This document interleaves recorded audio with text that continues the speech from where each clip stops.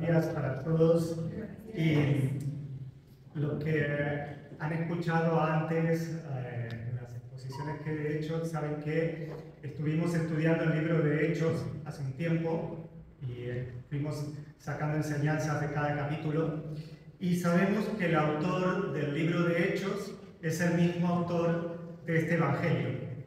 Lo sabemos porque en el enunciado el autor lo pone explícitamente ahí, que escribió este evangelio para una persona que aparentemente se llamaba Teófilo, y luego escribió la segunda parte, que es el libro de Hechos, que es lo que completa, ¿no? Lo que continúa después de los evangelios.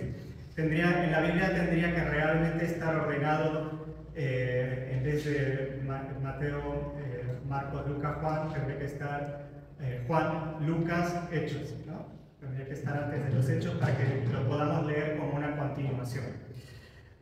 Aparentemente se le atribuye este libro, este evangelio a Lucas, que era un médico, probablemente griego, no se sabe con seguridad, pero por la forma de escribir tan, con este estilo griego tan bueno, digamos, se considera que era griego y de clase alta.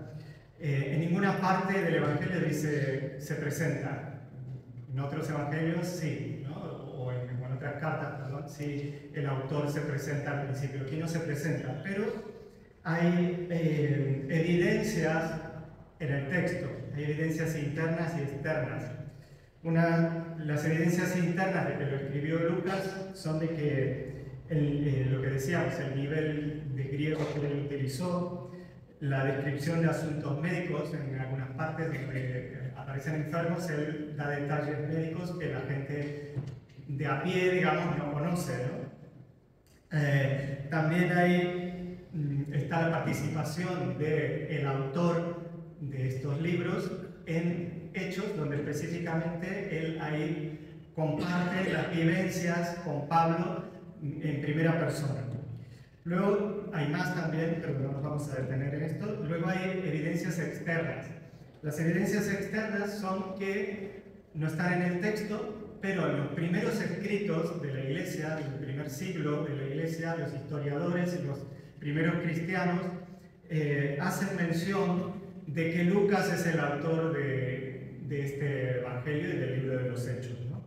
Entonces, nos queda muy poco margen de duda para poder afirmar que el doctor Lucas es el autor de estos libros.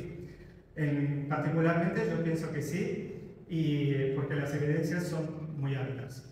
Entonces, aclarando esto, ¿por qué hice toda esta introducción? Porque aquí vemos a un profesional, una persona culta, una persona conocedora de la ciencia, que está escribiendo un libro y en el que está manifestando su fe en Jesucristo y su vida al servicio del Señor.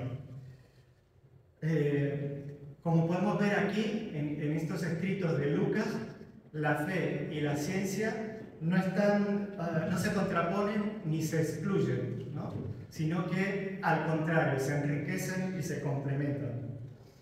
El Evangelio de Lucas es uno de los más extensos de los que tenemos. De los 4 evangelios es el que más detalle pone, el que más historias cuenta, es el más completo de todos.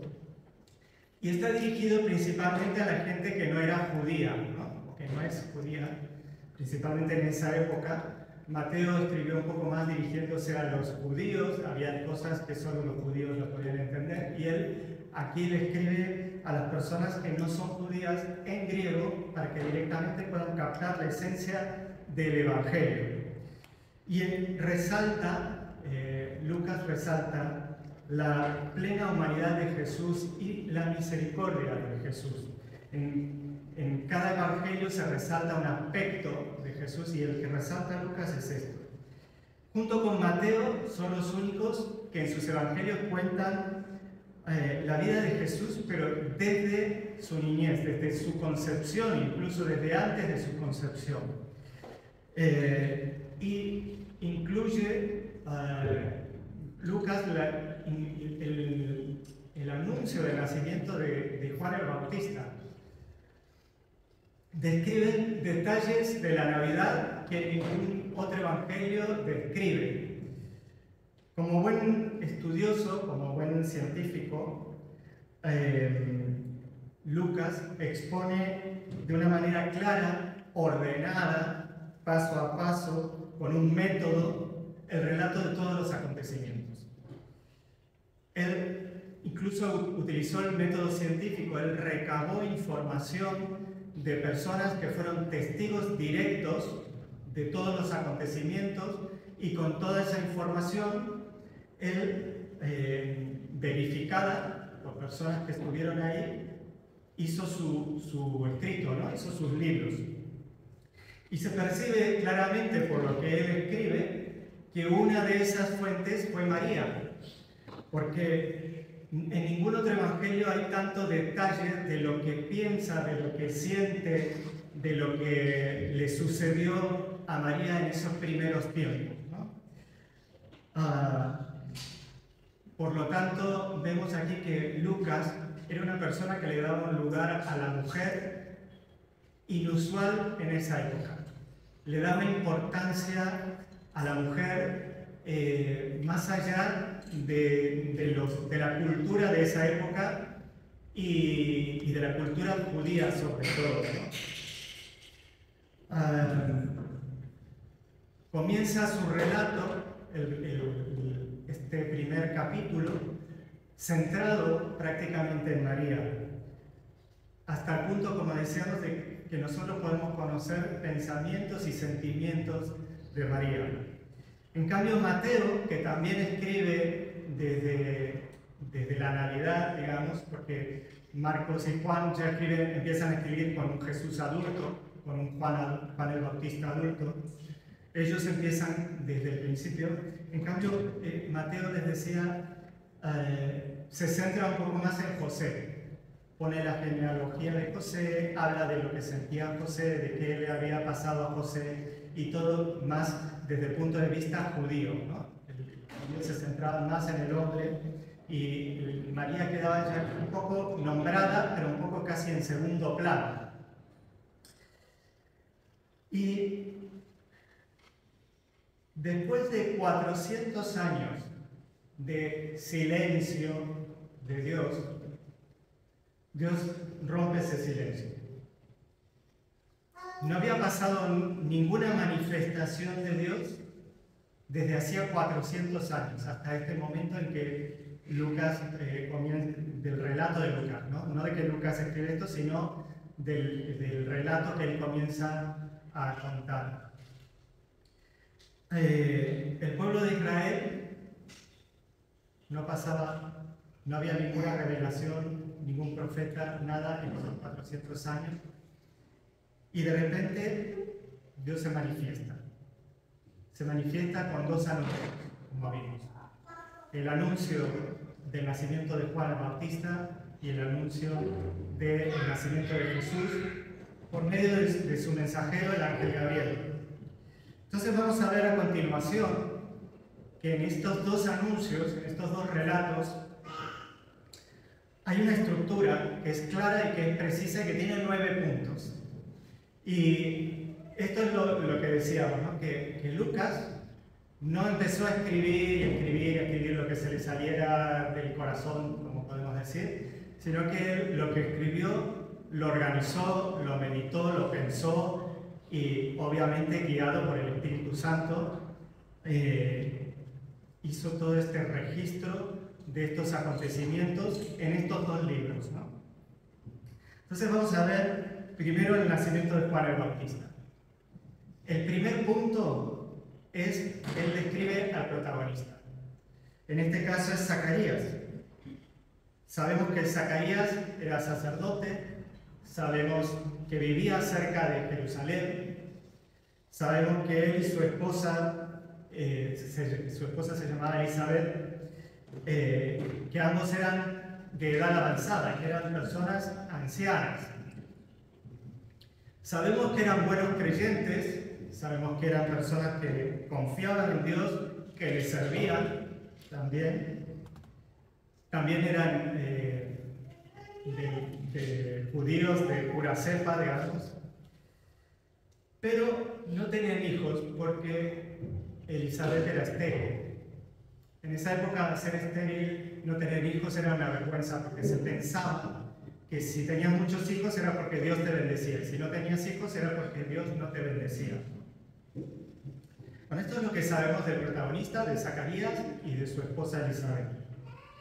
En el segundo punto nos cuenta Lucas que a Zacarías, cuando él estaba ahí en el templo haciendo su trabajo de sacerdote en Jerusalén, de repente se le aparece un ángel, y que ese ángel era el ángel Gabriel. El tercer punto que marca Lucas es que Zacarías tuvo miedo. Obviamente, todos tendríamos miedo si de repente se nos aparece un ángel o de repente se nos aparece, aunque no sepamos que es un ángel, si estamos ahí haciendo algo y de repente hay una persona, decimos, ¿este quién es? ¿Qué ha pasado? ¿De dónde ha salido? ¿No?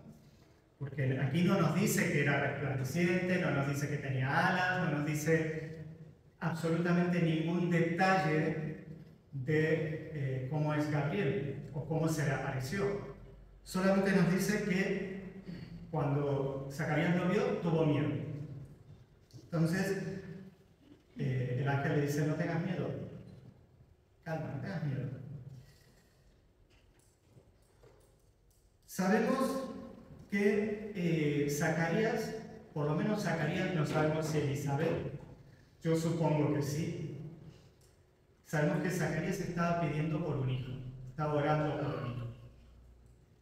Supongo que él oraría junto con su esposa también y juntos pedirían también un hijo. Y probablemente seguía orando por un hijo, aunque sea de edad avanzada, porque el ángel le dice, tu oración fue contestada. O fue una oración que hizo cuando era joven, o tal vez seguía orando en otro momento, pero bueno, lo que sabemos es que él oró por un hijo y que el ángel le dijo que su oración había sido contestada.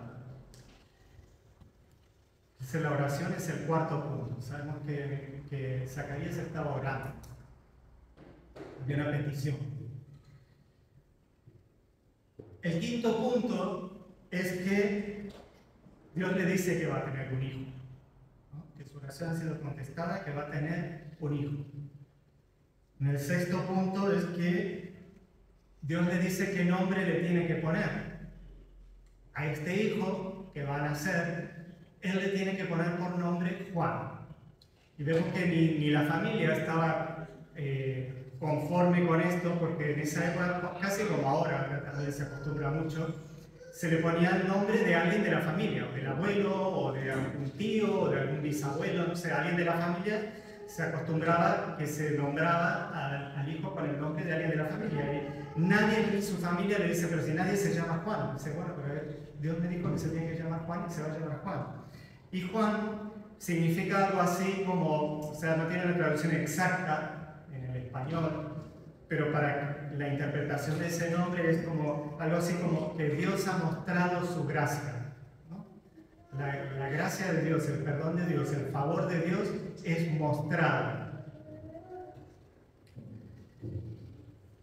El séptimo punto, les voy a leer directamente lo que dice el párrafo, ¿no? Porque es muy importante y se refiere al propósito de ese nacimiento, de ese niño. Y dice el versículo 16: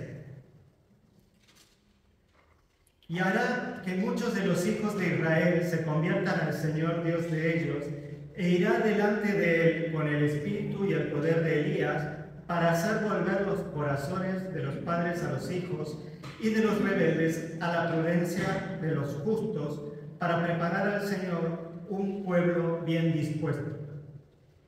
Juan tenía un propósito y era preparar el camino del Señor. No era que Dios les daba un hijo porque sí, sino que les daba un hijo para que cumpliera un propósito. Y luego tenemos punto número 8, y es que Zacarías hace una pregunta. Cuando el ángel le dice esto, que su oración fue contestada, que va a tener un hijo, que le tiene que poner Juan y que va a tener un propósito, que es preparar el camino del Señor, Zacarías se queda así como, ¿cómo puedo estar seguro de esto si mi mujer es estéril, somos ancianos?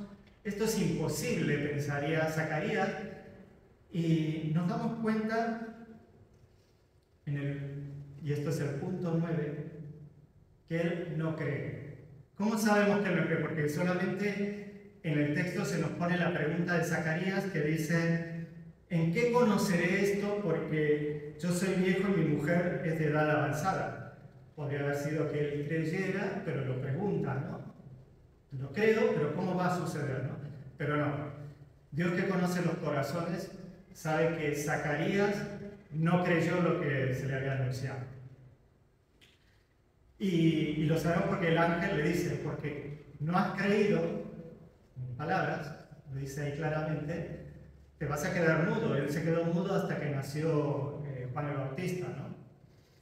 Entonces vemos que después de ver estos 9 puntos, que luego los vamos a ver también en el anuncio del nacimiento de Jesús, como se repite, vemos que Zacarías estaba orando, pero cuando Dios le da lo que él estaba pidiendo, no lo cree.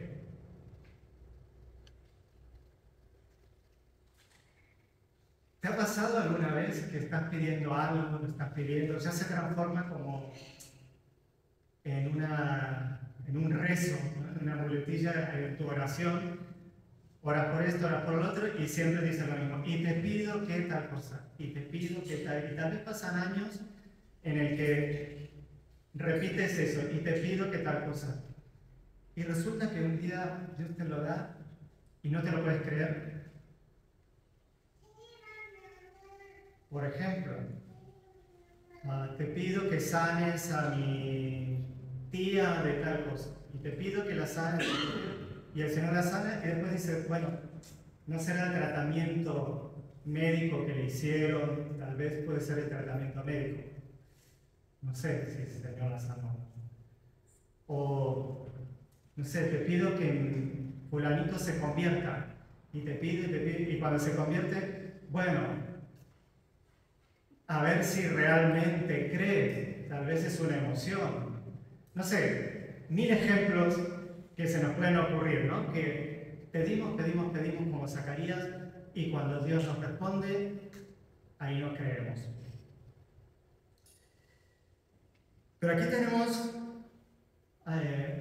el relato de un médico, como decíamos, de un profesional, de una persona estudiosa, de una persona que conocía muchas cosas, tenía muchos conocimientos más que el pueblo común, que a veces podemos decir: bueno, la gente ignorante se cree todo. Esta persona, Lucas, el doctor Lucas, nos está escribiendo que una pareja de ancianos, de la cual la mujer es estéril, tuvieron un bebé. No es lógico, ¿no? Y además de todo, de que una pareja de ancianos con una mujer estéril tuvieron un bebé que fue anunciado por un ángel. Tampoco la mente humana racional puede aceptar estas cosas. Pero él sí lo creyó, principalmente porque él estuvo con los testigos directos que vivieron estas cosas. Jesús dijo que bienaventurados los que no vieron y creyeron, ¿no? Nosotros 2000 años después tenemos que creer estas cosas y no conocemos a ningún testigo directo, pero está escrito para que llegue hasta nosotros. Es como si estos testigos nos lo hubieran dicho personalmente, porque lo dejamos por escrito para que nosotros ahora podamos conocer estos testimonios de estas personas que lo vivieron en vivo y en directo en esa época. En esa época, y antes y ahora, algunas personas se creen que son muy inteligentes y menosprecian a los creyentes. Dice que creer en estas cosas es de gente ignorante, de gente crédula, de gente que no analiza mucho las cosas. ¿Y saben lo que dice la Biblia? Dice Proverbios 9:10 que el temor de Dios es el principio de la sabiduría.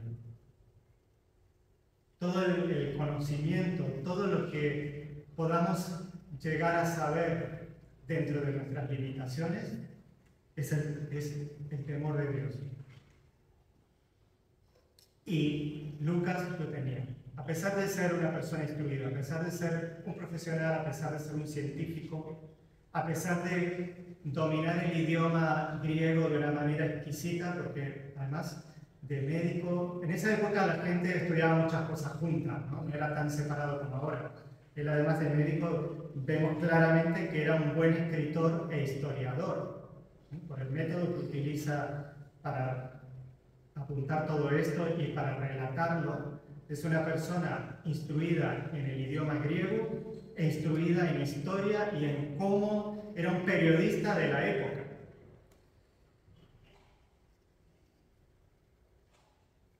Lucas, después de contarnos acerca de este nacimiento sobrenatural de Juan, sigue contándonos acerca del nacimiento sobrenatural de Jesús. ¿Y por qué hace esta relación, Lucas? ¿Por qué empieza primero por eso, después por lo otro? Él va como dándole información como en cascada, ¿no? Desde el principio va relatando todo ordenadamente.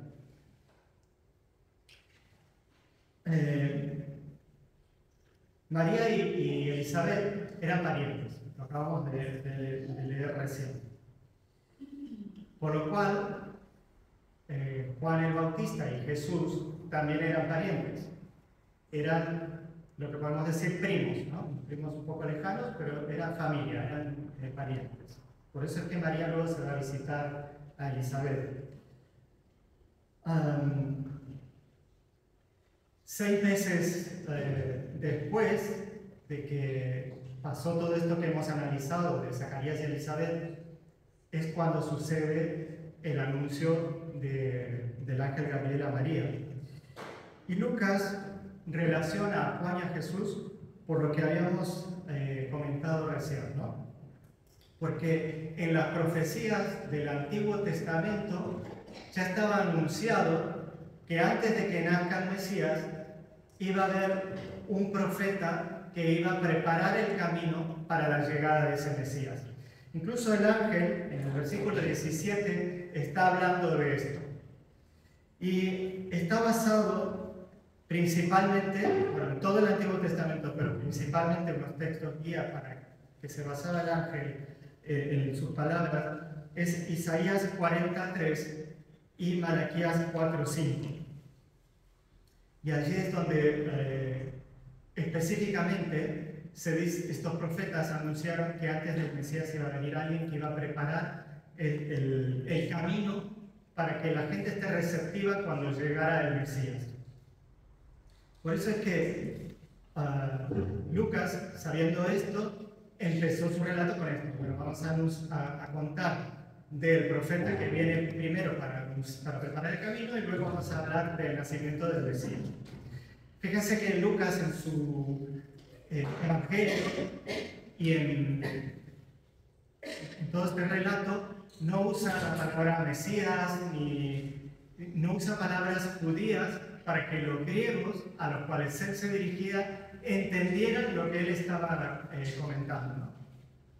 Entonces vamos a ver los 9 puntos en el anuncio del nacimiento de Jesús y vamos a ver cómo van a ir encajando en el mismo. Podemos hacer incluso como si fueran 2 columnas y poner uno al lado del otro y un cuadrito donde está pim pam, pim pam, pim pam. Esto es genial cómo Lucas organizó todo.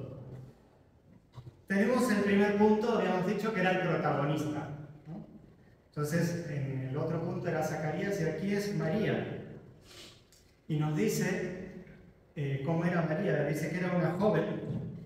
En esa época se decía una virgen, porque era un adolescente, todavía no se había casado. Se acostumbraba en esa época que las mujeres dejaban de ser vírgenes cuando se casaban, ¿no? Por eso ahora decir virgen no suena diferente a como ellos lo interpretaban, ¿no? Ellos interpretaban virgen y una mujer no casada estaba comprometida para casarse con José, y sabemos que ambos eran descendientes del rey David. En esa época, ya desde adolescentes, los matrimonios, la mayoría eran concertados, y ya desde adolescentes la familia decía: tú te vas a casar con este, y no se podían casar con otro, entonces estaban comprometidos, pero no estaban casados todavía. Luego tenemos el punto número 2, que se refería al ángel. El mismo ángel que 6 meses antes se le había aparecido a Zacarías es el que se le aparece a María. Y hace 6 meses era en una ciudad cerca de Jerusalén, Judea, y ahora se estaba apareciendo a varios kilómetros de allí, en otra ciudad de Nazaret, en Galilea, como si fuera otra provincia, ¿no? Para que lo podamos entender. Era el ángel Gabriel, lo aclara que era el mismo ángel. El tercer punto, habíamos dicho que era el miedo.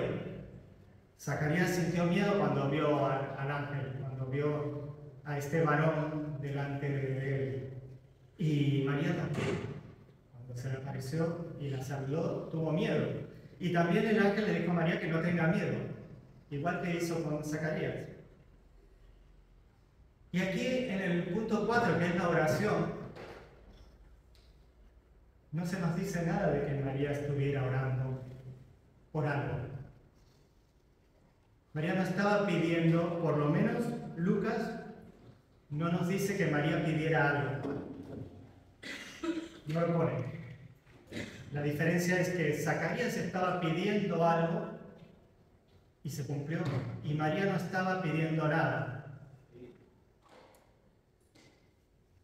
El punto 5 habla del hijo, de tener un hijo. Sin embargo, aunque María no estaba pidiendo un hijo, porque estaba soltera, era una adolescente, todavía no se había casado, no estaba, es lógico que no estuviera en ese momento pidiendo un hijo. Otra vez pedía: cuando me case quiero tener un hijo, no lo sé, pero de momento aquí no se nos aclara.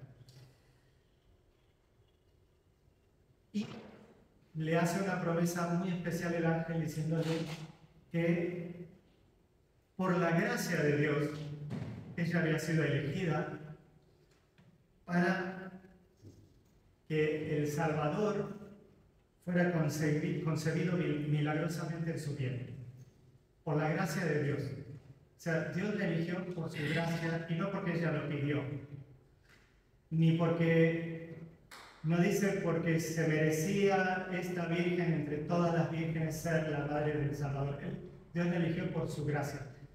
No cabe duda que luego, por lo poco que sabemos de su vida, era una persona consagrada, que amaba a Dios y obediente de Dios, que meditaba las cosas en su corazón. Esto no cabe duda, pero no dice aquí que fuera elegida por eso, sino por la gracia de Dios. Luego el sexto punto coincide en que Dios les dice el nombre que le tienen que poner.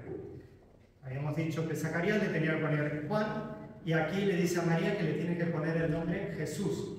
Y Jesús significa Dios salva, literalmente significa Dios salva. El punto 7 es el propósito. También este niño que iba a nacer milagrosamente tenía un propósito. Se los leo también textual del texto. En el versículo 32, el ángel le dice: este, o sea, el niño, será grande y será llamado Hijo del Altísimo. Y el Señor Dios le dará el trono de David su padre, y reinará sobre la casa de Jacob para siempre, y su reino no tendrá fin. Y aquí también coincide que hay una pregunta. El punto 8. María, así como Zacarías, también pregunta. Y dice: pero, ¿cómo será esto? o el no conozco varón, o sea, no he tenido relaciones sexuales con ningún hombre para que me nazca un niño. María también pregunta. Zacarías preguntó, María pregunta. Pero María cree. ¿Cómo sabemos que María cree? Porque el ángel no le riñe, no le dice, porque no has creído mis palabras, ahora pasa esto o lo otro. Sino que le explica a María cómo va a suceder todo, que va a suceder de una manera sobrenatural. Y termina diciéndole, porque nada hay imposible para Dios. El ángel Gabriel le dice, nada es imposible para Dios. Nada. Nada.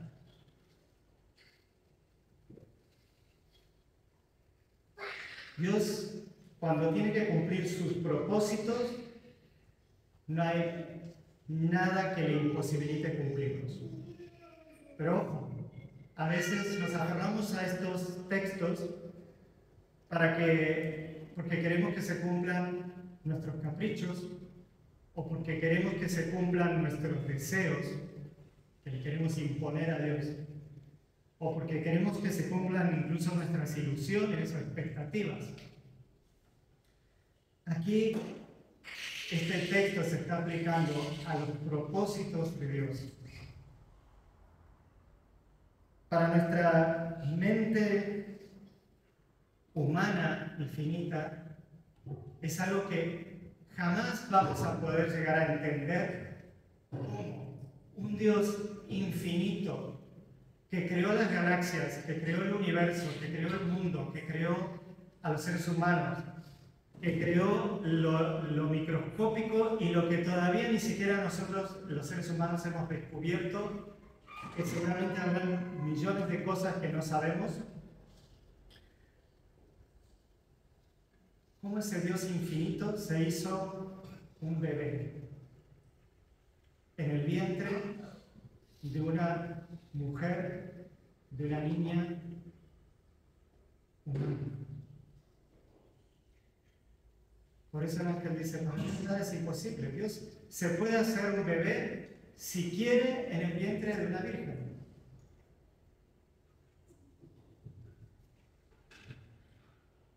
El hecho del nacimiento virginal de Jesús y su resurrección son los dos bastiones del cristianismo. Ninguna mente científica jamás va a poder explicarlos. Intentan, he visto documentales donde dicen, bueno, la resurrección en realidad fue una energía que no sé qué, no estaba totalmente muerto, pero él estaba en un estado de no sé qué, y esos átomos salieron como luz de su... Bueno, no sé. 1000 historias.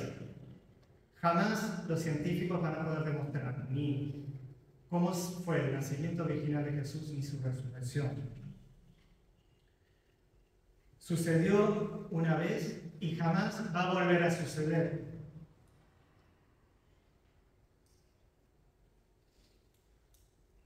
¿Cómo sabemos que esto fue verdad?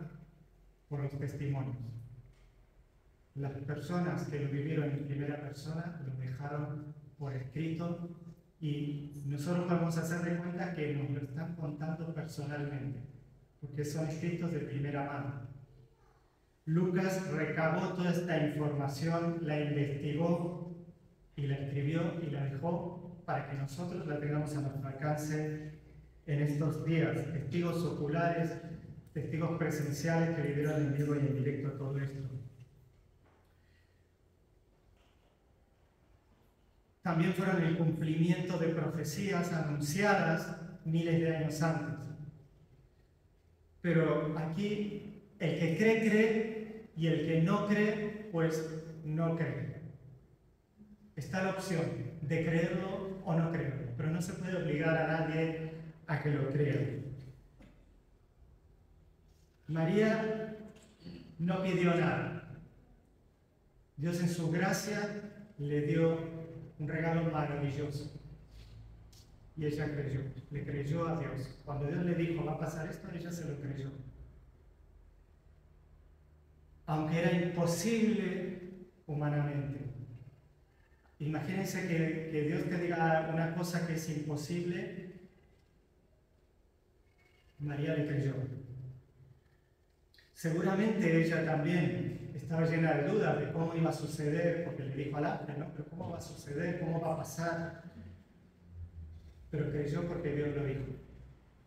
Y ella, vemos su actitud porque le dice, soy la sierva del Señor, que se haga conmigo como lo has dicho. Aquí estoy. Señor, haz conmigo lo que quieras. No lo entiendo, pero te creo. Entonces, ¿le crees tú a Dios? Aunque no lo entiendas, ¿le crees?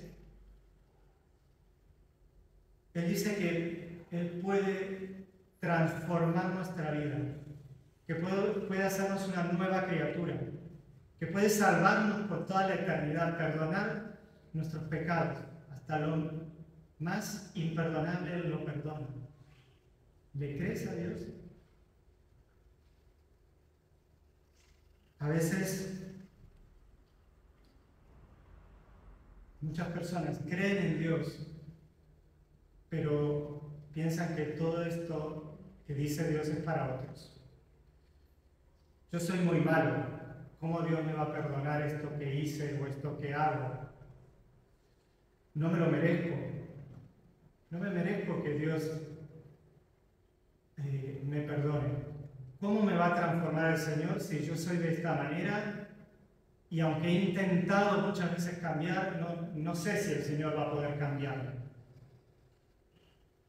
¿Cómo me va a hacer de nuevo? Si nací así, así soy y así me moriré. La gracia sí es para los demás, pero para mí no, porque no me la merezco. No me merezco estar en la eternidad con el Señor, porque soy malo.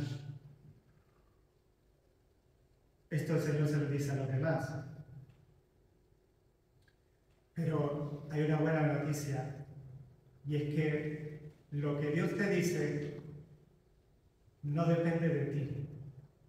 Tu salvación no depende de ti. La transformación en tu vida no depende de ti. Jesús mismo, refiriéndose a este tema, le dijo a sus discípulos, con las mismas palabras que el ángel Gabriel, en Lucas 18:27. Dijo Jesús, el mismo autor. El mismo autor está poniendo las palabras de Jesús en su libro, y dice que Jesús dijo, lo que es imposible para los hombres es posible para Dios. Para nosotros es imposible cambiar. Para nosotros sería imposible, si tuviéramos que perdonar las cosas que hemos hecho o que hacemos a otra persona, sería imposible, y a veces hasta es muy difícil perdonarnos a nosotros mismos. Pero lo que es imposible para los hombres, para los seres humanos, es posible para Dios. Dios puede, si quiere, hacer que hablen las piedras. Puede darle vida a una piedra, puede hacer lo que quiera, puede devolver a la vida a un muerto. Para Dios nada es imposible, así que Dios puede salvarte y puede transformar tu vida. De hecho, pudo nacer de la Virgen, pudo resucitar y ahora está vivo en el cielo y nos escucha. Él quiere transformar tu vida. Y dice Jesús en Juan 14:6, yo soy el camino y la verdad y la vida. Nadie viene al Padre sino por mí. Jesús es el camino. No hay otro camino. Ni siquiera tú puedes hacer tu propio camino. Ni hay otro camino que nadie te pueda mostrar. Él es el camino. Él es la verdad es una persona, es Jesucristo. La verdad es Jesucristo. no es el pensamiento de alguien. Jesucristo es la verdad. Él es el Mesías, el Salvador. Solo Él nos puede dar vida y vida eterna. Entonces, en conclusión, vamos a preguntarnos cada uno, ¿no?, en nuestro corazón. Y no tienes que responderme, simplemente es preguntarte a ti mismo. Pregunta número 1. ¿Soy como Zacarías, que creo en Dios, pero no le creo a Dios?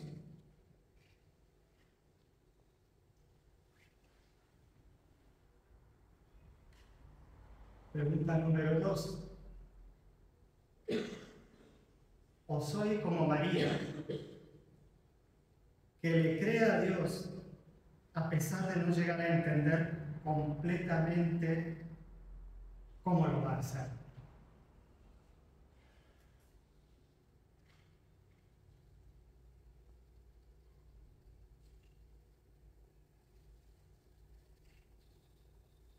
Dios puede transformar tu vida, porque Él lo dice.